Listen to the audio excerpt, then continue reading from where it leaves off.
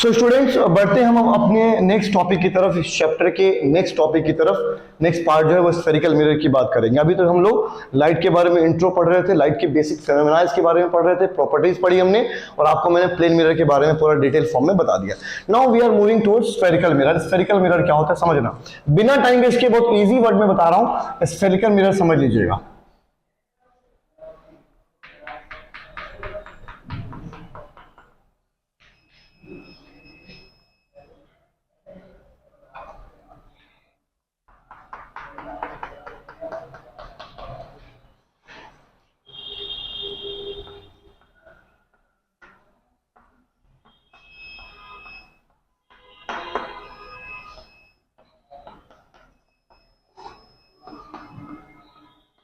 देखिए, सो अभी हम लोग दो स्फेरिकल मिरर के बारे में पढ़ने जा रहे हैं। एक होता है कॉन्केव मिरर और दूसरा है कॉन्वेक्स मिरर। दोनों में फर्क समझ लेना। एक ऐसा मिरर, एक ऐसा स्फेरिकल मिरर, देखिए इसको स्फेरिकल क्यों कहते हैं। आप अगर इमेजिन करोगे बच्चों, तो एक कटोरे की तरह शीशा है, ये कटोरा है, पीछे से क्या की गई है, कोटिंग की गई है। मैंने आपको बताया था सिल्वर कोटिंग होती है, फिर ब्लैक पोर्शन होता है, सिल्वर कोटिंग होती है, फिर ब्लैक पोर्शन होता है। अब इनका नाम स्फेरिकल मिरर है। क्यों स्फेरिकल मिरर क्यों कहते हैं इन दोनों को? बिकॉज इमेजिन करोगे आप, जरा सोचो, तो सोचोगे तो आप इसको अगर मैं एक्सपैंड करूं बच्चों, तो मुझे ये लगभग कैसा नजर आएगा, गोल एक कंप्लीट स्फेरिकल मिरर नजर आ रहा है। इसको अगर मैं इमेजिन करूं, अगर मैं इसको एक्सपैंड करूं, तो ये भी मुझे लगभग कैसा नजर आएगा, एक गोल कंप्लीट स्फेरिकल मिरर नजर आएगा। अगर मैं बोलूं आपको कि ये जो कॉन्केव मिरर है किसी गोल मिरर में से काट के निकाला गया होगा, और इस कॉन्वेक्स मिरर को भी किसी गोल कंप्लीट स्फेरिकल मिरर में से काट के निकाला गया होगा। क्या बात समझ आ गई क्या? बोलो। अब जब ये किसी गोल स्फेरिकल मिरर में से काट के निकाला गया होगा, तो इसका कुछ सेंटर भी रहा होगा। सेंटर मिरर का नहीं होता है, सेंटर उस स्फेरिकल मिरर का होता है जिसमें से इन दोनों को, कॉन्केव मिरर और कॉन्वेक्स मिरर को काट के फॉर्म किया जाता है, निकाला जाता है। यहां देखिए, यहां भी इस सेंटर की जब हम बात करेंगे तो सेंटर की यहां पर बात होगी। ये सेंटर इस मिरर का कोई पार्ट नहीं होता, इसके ऊपर नहीं होता। सेंटर इमेजिनरी पॉइंट होता है, वह पॉइंट, उसका सेंटर उस कंप्लीट गोल मिरर का सेंटर जिस मिरर के अंदर से इसको काट के निकाला गया हुआ है। और इसी सेंटर को बच्चों, इस सेंटर को क्या नाम देते हैं? Centre of curvature. Centre of curvature मतलब ये सेंटर किसका है? ये सेंटर उस गोल स्फेरिकल मिरर का है जिस स्फेरिकल मिरर में से कॉन्केव मिरर और कॉन्वेक्स मिरर को काट के निकाला गया है। यहां भी क्या होगा? Centre of curvature. बात समझ आ रही क्या? क्लियर है क्या? अच्छा जी, ये सेंटर हो गया। अब सेंटर है और ये स्फेरिकल मिरर में आपको समझा रहा हूं, तो इसकी कुछ रेडियस भी होगी। यहां पे देखिए, यहां इसकी कुछ रेडियस भी होगी। बोलो। तो ये जो रेडियस होता है बेटा, इसको कहते हैं क्या? क्या कहते हैं इसको? Radius of curvature. क्लियर है क्या? यहां भी radius of curvature. So radius of curvature, centre of curvature क्या है? ये उस गोल स्फेरिकल मिरर का सेंटर है जिसमें से उसको काट के निकाला गया है। ये रेडियस उस गोल स्फेरिकल, कंप्लीट स्फेरिकल मिरर का है। एक फुटबॉल को इमेजिन करो और शीशे का बना हुआ, ट्रांसपेरेंट, काट के निकाला कटोरी और बाहर से पेंट कर दिया, और गड्ढे की तरफ रिफ्लेक्टिंग सरफेस है, चमकदार सरफेस पेंट किया गया बाहर की तरफ, और गड्ढे की तरफ रिफ्लेक्टिंग शाइनी सरफेस है, तो कनकेव मिरर हो गया। और वह मिरर जिसका पेंट जो है, कोटिंग जो है सिल्वर की, वो गड्ढे की तरफ से होगी, और जो बल्ड आउटवर्ड है बाहर की तरफ, बाहर ये वाला क्या होगा? रिफ्लेक्टिंग सरफेस होगा, शाइनी सरफेस, उसको कॉन्वेक्स मिरर कहेंगे। The mirror which is having incident surface inward and the coating surface is outward is called concave mirror, and the spherical mirror which is having silver coating inward and the shiny surface, incident surface is outward is called convex mirror. यही दोनों का difference है। लेकिन दोनों ही mirror किससे निकाली जा रही हैं? एक कंप्लीट स्फेरिकल मिरर से। यही वजह है कि इन दोनों को क्या बोलते हैं? स्फेरिकल मिरर बोलते हैं। बात समझ आ रही कि नहीं आ रही है? चले आगे। सो ये तो रही बेसिक सी बात यहां पर, ठीक है। आइए इनकी प्रॉपर्टीज पढ़ते हैं। तो मैं सबसे पहले इन दोनों मिरर में आपको जो पढ़ाने वाला हूं वो कॉन्केव मिरर के बारे में जानकारी दूंगा, समझिएगा ध्यान से। अब हम लोग जो सबसे पहले बात करेंगे डिटेल में, वो कॉन्केव मिरर की मैं कोशिश करूंगा कि मैं आपको साथ के साथ दोनों मिरर को लेके चलूं ताकि चीजें आपकी क्लियर होती चली। कॉन्केव मिरर समझिएगा बच्चों, concave mirror.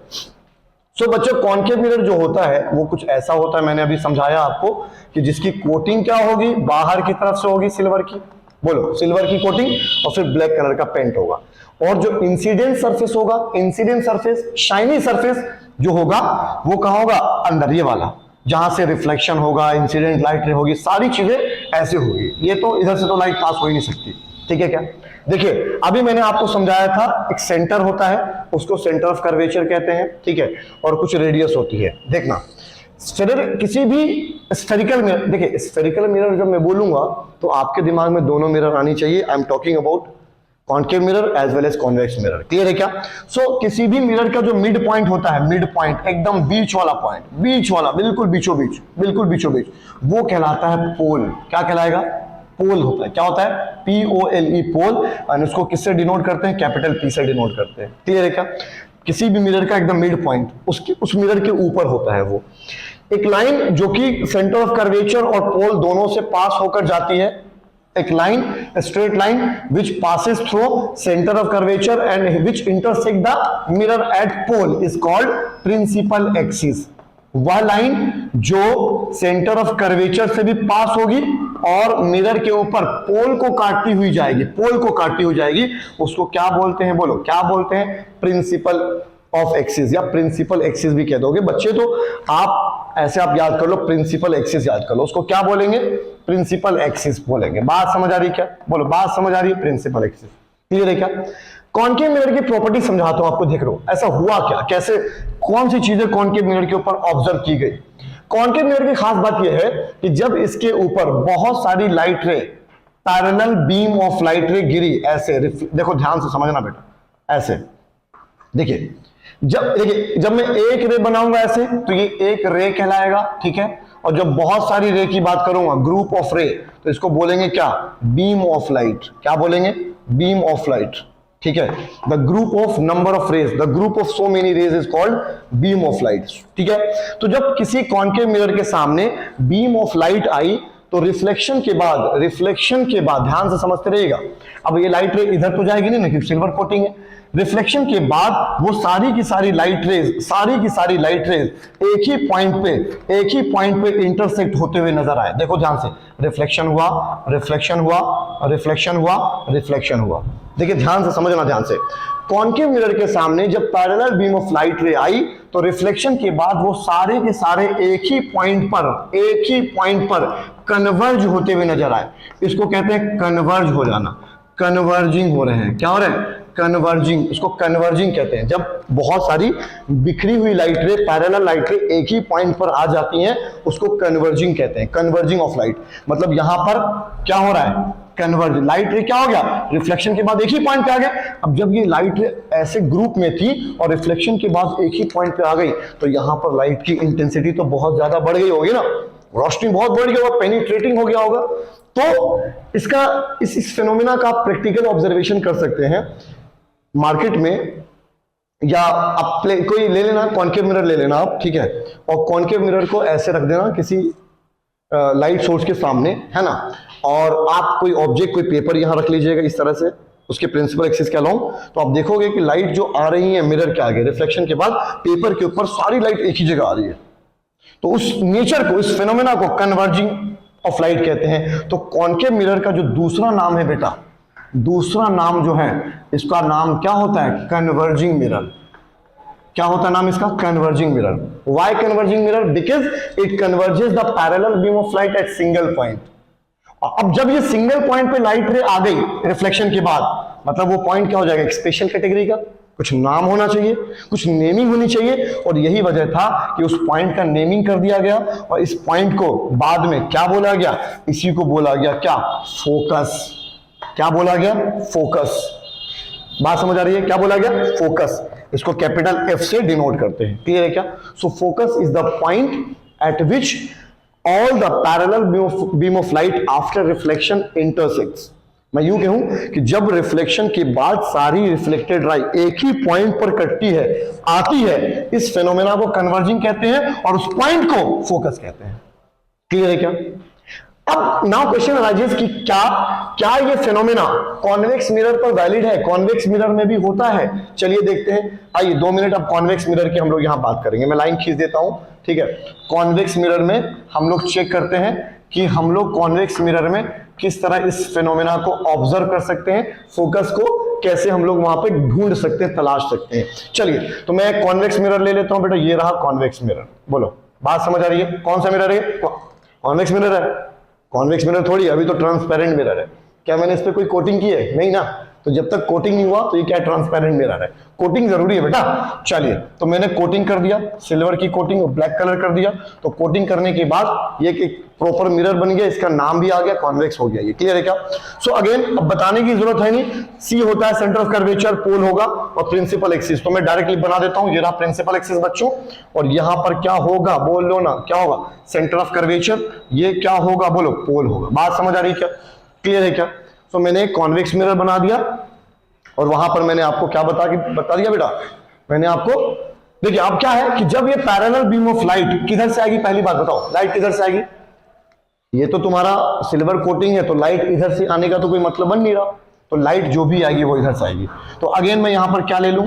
Beam of light, parallel beam of light. ऐसे देखो क्या हो रहा है, इंसिडेंट हो रही है इसके ऊपर, कॉन्वेक्स मिरर के ऊपर। अब जब लाइट पे इस सरफेस पे इंसिडेंस हो रही है, इंसिडेंट हो रही है, और इधर कोटिंग है, तो लाइट इधर तो आएगी नहीं।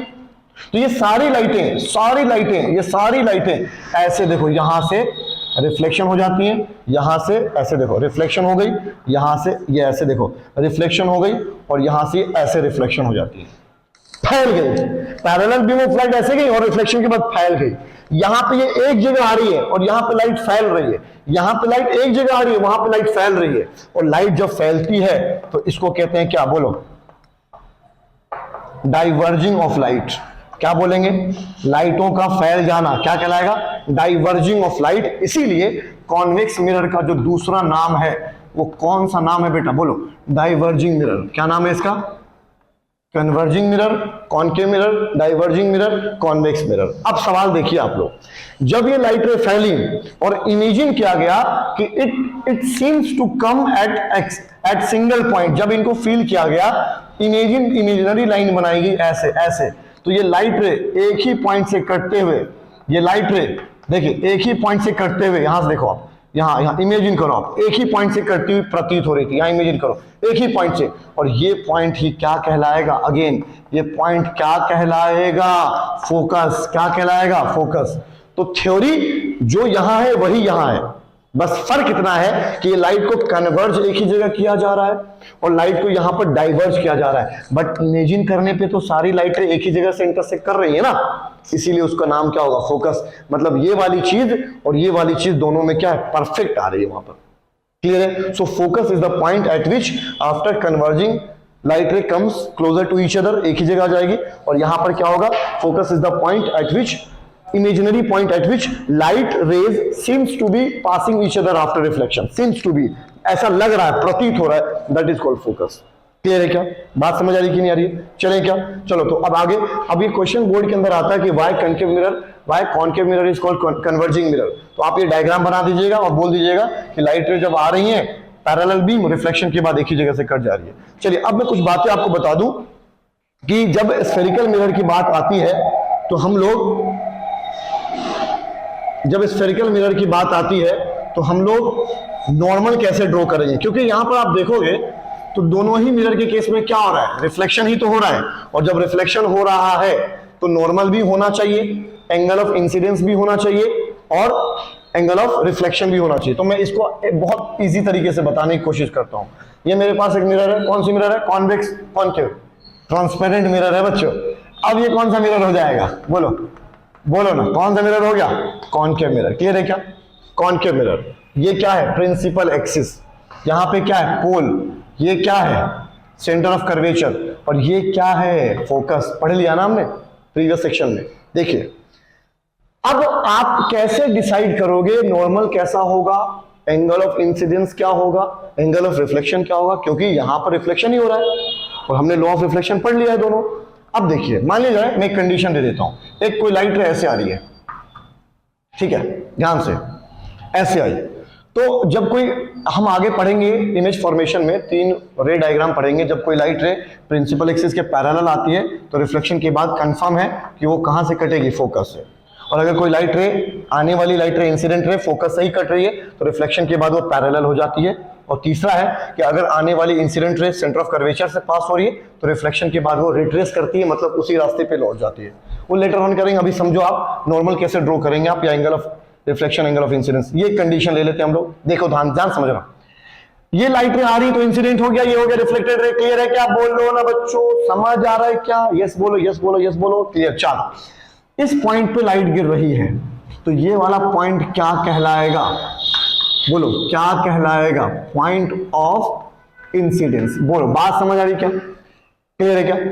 पॉइंट ऑफ इंसिडेंस को जैसे ही आप सेंटर ऑफ कर्वेचर से मिलाओगे, किससे मिलाना है? सेंटर ऑफ कर्वेचर से। किससे मिलाना? अगेन सेंटर ऑफ कर्वेचर से। पॉइंट ऑफ इंसिडेंस को जैसे ही आप सेंटर ऑफ कर्वेचर से मिलाओगे तो इंसिडेंट रे जो है जितनी एंगल इसके साथ बना रही होगी उसी को एंगल ऑफ इंसिडेंस बोल देंगे, और ये वाला क्या होगा? Angle of reflection. और कंफर्म है कि एंगल ऑफ इंसिडेंस और एंगल ऑफ रिफ्लेक्शन क्या होगा? बराबर। मैं इसको समझाने के लिए यहां पर कलरफुल चौक का इस्तेमाल करूंगा। चलो चलो, मिल नहीं रहा है, इसी से पढ़ा देता हूं। सो बात समझ आ गई? तो नॉर्मल क्या होगा? Point of the line joining the point of incidence to the centre of curvature. Point of incidence को कहीं से भी लाइट ले लो यार, ऐसे लाइट रे, मान लो ऐसे लाइट रे है, कोई लाइट रे ऐसे आई है, ऐसे। अब ये पॉइंट ऑफ इंसिडेंस है, अब मुझे रिफ्लेक्टेड रे ड्रॉ करना है। मुझे समझ नहीं आ रहा मैं कैसे ड्रॉ करूं। कुछ मत करो, पहले क्या करो, उस पॉइंट को किससे मिला दो? बोलो किससे मिला दो? सेंटर ऑफ कर्वेचर से। अब जैसे ही मिला लोगे एंगल ऑफ इंसिडेंस तो क्लियर हो गया ना। तो एंगल ऑफ इंसिडेंस क्लियर हो गया तो एंगल ऑफ रिफ्लेक्शन क्या होगा? सेम एंगल पे ना, आई और आर बराबर होगा, तो लाइट रे कहीं ना कहीं इधर कटेगी ऐसे, तभी तो ये आई और आर बराबर हो पाएगा। क्लियर है क्या? सो सेंटर ऑफ कर्वेचर को जैसे ही आप पॉइंट ऑफ इंसिडेंस से मैच करते हो, मिलाते हो, तो जो इमेजिनरी लाइन वहां क्रिएट होगी वही तुम्हारा नॉर्मल होगा। बात समझ आ रही है? कंडीशन बहुत इजी है। अगर मैं कॉन्वेक्स के लिए बोलूं, ये कॉन्वेक्स है ऐसे, और ये तुम्हारा क्या है? बोलो ये क्या है? पोल। ये क्या है? फोकस। ये क्या? Centre of curvature. ठीक है। एक लाइट रे ऐसे आ रही है, कोई ऐसे आ रही है, ठीक है। और मेरे को नहीं पता कि इसका रिफ्लेक्शन कैसा होगा, तो मैंने पॉइंट ऑफ इंसिडेंस को किससे मिला दिया? सी से मिला दिया, तो ये क्या हो गया? नॉर्मल। तो नॉर्मल अगर ऐसा हो गया तो नॉर्मल तो यहां पे होगा ऐसे, ऐसे इमेजिन करो ऐसे, ये नॉर्मल है, देखो ये नॉर्मल है, ठीक है। तो ये एंगल ऑफ इंसिडेंस हो गया। जब ये एंगल ऑफ इंसिडेंस हो गया तो एंगल ऑफ रिफ्लेक्शन भी उतना ही होगा ना, फर्स्ट लॉ ऑफ रिफ्लेक्शन, आई और आर बराबर होगा, तो लाइट रे कहां होगी? रिफ्लेक्शन ऐसे हो जाएगी, तभी तो आई और आर बराबर हो पाएगा। मेरी बात समझ आ रही है? क्लियर है क्या? सो नॉर्मल स्फेरिकल मिरर के केस में कैसे ड्रॉ होगा? पॉइंट ऑफ इंसिडेंस को आप किससे मैच कर देंगे? किससे मैच कर देंगे? बोलो बोलो, सेंटर ऑफ कर्वेचर से, वही तुम्हारा नॉर्मल हो जाएगा। क्लियर है क्या? नोट डाउन कर लीजिए, वीडियो पॉज करके जल्दी से नोट डाउन कर लीजिए। ये क्या होगा? ये क्या है लाइन? ये क्या है बच्चों? नॉर्मल है। और यहां पर ये क्या है? ये वाली लाइन क्या है? नॉर्मल है। यहां पर कौन सी लाइन नॉर्मल है? ये वाली लाइन नॉर्मल है। सो होपफुली, मैं आशा करता हूं, उम्मीद करता हूं कि the confusion regarding normal in spherical mirror case has been clear now for all the students. Clear है क्या? So should we move towards next topic? चलें आगे बढ़े, चलिए आगे बढ़ते हम लोग नेक्स्ट टॉपिक की तरफ।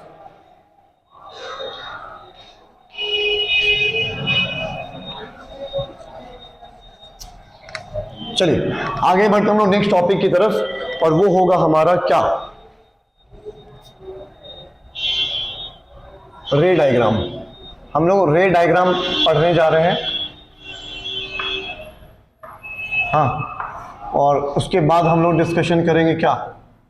किसके बारे में? इमेज फॉर्मेशन के बारे में डिस्कशन करेंगे। चले नोट डाउन करें। सो अब यहां पर कुछ बेसिक्स रूल्स हैं इमेज फॉर्मेशन के लिए, वो समझ लेना है आपको। सो पहला रूल समझिएगा बच्चों कि किसी भी कॉनकेव मिरर के सामने, गौर से समझना, मैं बहुत तेजी से कराऊंगा। किसी कॉनकेव मिरर के सामने जब कोई लाइट से पैरेलल आती है, प्रिंसिपल एक्सिस के पैरेलल, तो रिफ्लेक्शन के बाद वो हमेशा कहां से कटेगी? फोकस से। ये फर्स्ट रूल है। अगर लाइट रे, इंसिडेंस रे जो है पैरेलल आ रही है प्रिंसिपल एक्सिस के, बेटा प्रिंसिपल एक्सिस सब समझते हैं ना, प्रिंसिपल एक्सिस क्या होता है? The line which is passing through centre of curvature and pole principal axis. तो अगर कोई लाइट रे पैरेलल आती है कॉनकेव मिरर के पैरेलल प्रिंसिपल एक्सिस के, तो रिफ्लेक्शन के बाद वो फोकस से कटती है, कंफर्म। अब यही अगर मैं प्रॉपर्टी और यही कंडीशन में कॉनकेव मिरर के लिए बनाऊं, कॉनकेव मिरर क्या होगा, देखो देखो गड्ढे की तरफ क्या कर दूं, कोटिंग गड्ढे की तरफ, ये क्या होगा बोलो, प्रिंसिपल एक्सिस। क्लियर है क्या? ऐसे कोई लाइट रे आ रही है, अगेन कैसी होनी चाहिए लाइट रे, पैरेलल। तो पैरेलल वाली लाइट रे, अब लाइट रे अंदर तो नहीं जाएगी ना, क्योंकि अंदर कोटिंग है, तो लाइट रे कैसी हो जाती है, यहां से रिफ्लेक्शन डाइवर्ज फैल जाती है। लेकिन जब इमेजिन करोगे, इमेजिन, तो वो कहां से कटती हुई आपको नजर आएगी, फोकस से। सो रूल वैलिड है दोनों में, पैरेलल लाइट रे हमेशा फोकस से इंटरसेक्ट होती है। This is the first condition. Second देखिएगा, सेकेंड इसका जस्ट ऑपोजिट है, एकदम उल्टा है, इसका एकदम उल्टा होगा। मैं इस तरफ कॉनकेव मिरर के लिए बना रहा हूं, ठीक है।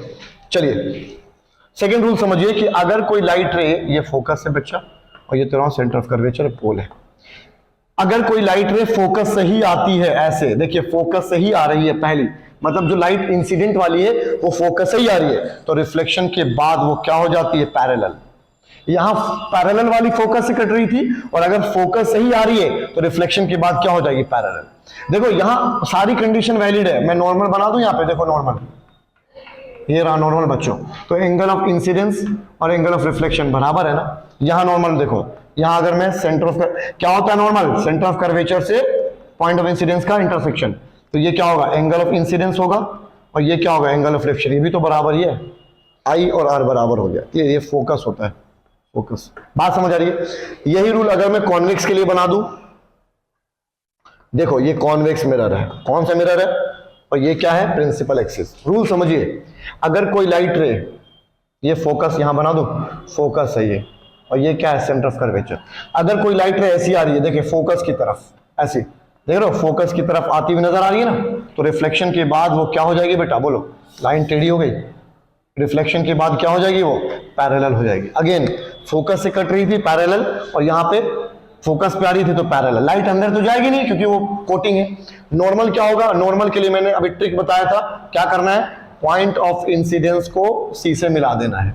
इसको थोड़ा सा एक्सपेंड कर लीजिए, प्रोड्यूस कर लीजिए, बढ़ा लीजिए, ये देखो बन गया नॉर्मल। यहाँ ये नॉर्मल है, यहाँ पे ये नॉर्मल है, यहाँ पे ये नॉर्मल है, और यहाँ पे ये नॉर्मल है, एन मैंने लिख दिया है। तो देखो आने वाली लाइट जितने एंगल पे आ रही है, जाने वाला भी तो उतने एंगल पे जा रहा है ना, तो लॉ ऑफ रिफ्लेक्शन हर जगह वैलिड है। क्लियर है क्या?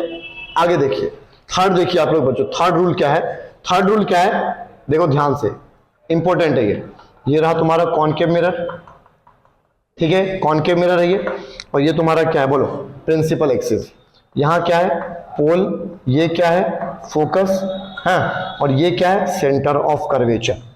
थर्ड रूल क्या है, थर्ड रूल क्या कहता है, थर्ड रूल ये कहता है कि अगर कोई लाइट रे सेंटर ऑफ कर्वेचर से ही पास हो रही है, सेंटर ऑफ कर्वेचर से ही इंसिडेंट हो रही है, तो रिफ्लेक्शन के बाद वो उसी रास्ते पर लौट जाती है, रिट्रेस करती है, पाथ को रिट्रेस करती है। रिट्रेस मतलब समझते हो, सेम रास्ते पर जिस पे आना उसी पे चले जाना, रिट्रेसिंग।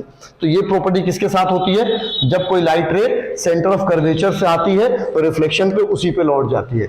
सेम यही रूल कॉन्वेक्स मिरर के साथ अगर मैं बनाऊं, कॉन्वेक्स मिरर, देखिए ध्यान से बच्चों, ये कॉन्वेक्स मिरर है और ये तुम्हारा क्या है, प्रिंसिपल एक्सिस है, ठीक है। यहां देखिए फोकस है और यहां क्या, सेंटर ऑफ कर्वेचर है। देखिए अगर कोई लाइट रे ऐसे आ रही है, देखो ध्यान से, ऐसे थोड़ा ऊपर हो गया डायग्राम। देखिए रे डायग्राम बच्चों बहुत केयरफुली बनाना होता है क्योंकि diagram should be neat and clean. देखिए अगर कोई लाइट रे ऐसे यहां पे सेंटर ऑफ कर्वेचर की तरफ आ रही है, ऐसे देखो जा रही है सेंटर ऑफ कर्वेचर की तरफ, जाती हुई इमेजिन करोगे आप, जाएगी नहीं क्योंकि यहां पर सिल्वर कोटिंग है, तो रिफ्लेक्शन के बाद वो उसी रास्ते पे लौट जाएगी। देखिए सेंटर ऑफ कर्वेचर की तरफ आ रही थी, उसी रास्ते पे लौट जाएगी। इसको कहते हैं क्या, रेडियली। अब देखो आप, अब मैं आपसे कहता हूं कि नॉर्मल ड्रॉ करो, तो सेंटर ऑफ कर्वेचर की तरफ कोई लाइट रे जब अप्रोच कर रही थी तो नॉर्मल भी तो उसी पे ड्रॉ होगा।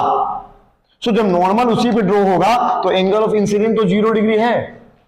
अब जब एंगल ऑफ इंसिडेंस 0 डिग्री है तो एंगल ऑफ रिफ्लेक्शन भी तो 0 होगा, और ये कब होगा, जब वो उसी रास्ते को रिट्रेस करे। अगेन यहां देखो, जब ये लाइट रे सी से ही पास हो रही है और मैं आपसे कहता हूं नॉर्मल खींचो, तो नॉर्मल तो वही होता है ना जिस लाइन को हम सी से मिलाते हैं। जब लाइट रे सी से ही आ रही थी तो नॉर्मल मिलाओगे तो नॉर्मल भी सी से ही गुजरेगी। तो यहां पर क्या हो गया, तो यहां पर क्या हो गया, एंगल ऑफ इंसिडेंट जो है, एंगल ऑफ इंसिडेंट जो है वो क्या बनना, 0 डिग्री। तो आई अगर 0 हो गया तो आर भी तो 0 ही होगा according to first law of reflection. So क्या हो गया, आर 0 हो गया तो लाइट भी उसी रास्ते पर लौटेगी। नोट डाउन कर लीजिए जल्दी।